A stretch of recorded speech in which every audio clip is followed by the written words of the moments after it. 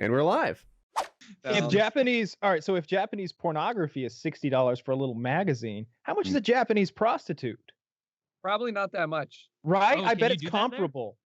I mean, how much is it to bring one back, though? Yeah, how much is it to bring the Japanese? I brought her, honey. Look at what I brought home. Like, the problem with the Japanese prostitutes is they're all from the Philippines. They bring the Filipino girls in as prostitutes in Japan. You see, I would imagine. Yeah. Why is that a problem? Because then it's not authentic. It's not authentic. That would be like if you got some Mongolian food while you're there. You're like, oh no, I wanted legit Okinawa sushi, and you just brought in like a Mongolian stir fry. Dude, it's the same shit. If a Japanese guy or lady came here and wanted like, oh, I'm gonna fuck an American prostitute, and they were like, all right, here's your prostitute, and he's like, hey, my name's Barry, and I'm from the Americas for sure, and they'd be like, oh, it is a real experience, yeah, like that kind of thing, like, because they can't tell the difference between our accent and Canadian. Because it's ethnic thing, it's a racial thing. It's more like if they came and wanted to fuck a white guy, then they don't mind if it's a Canadian white guy or an American white guy. They want a Caucasian. But if you go to Japan and you want to fuck a Japanese chick, then you don't want a Filipino.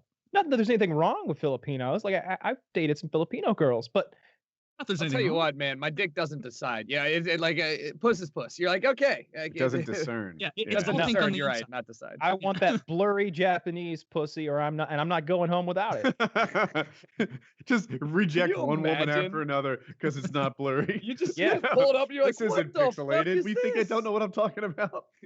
If you go to Thailand, you're looking for a certain kind of girl. If depending on where you're going, you want to. If you're looking for a prostitute in Russia, you don't want a brunette. You want some like strung out on cocaine and vodka blonde chick who weighs 98 pounds, right?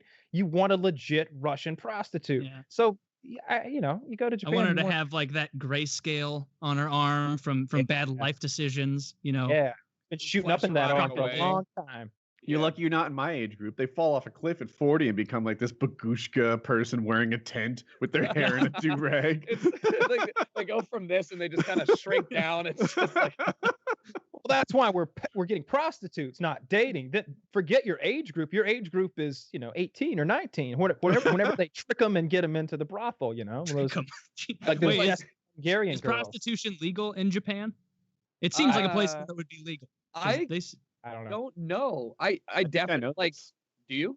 Yeah, I think that there's some level of like near prostitution that might involve masturbation. Like, I wish I could describe it better, but I like either like a foot fetish type thing, or there's an interaction with girls in which you masturbate, but not prostitution. And full on prostitution, I think, is illegal.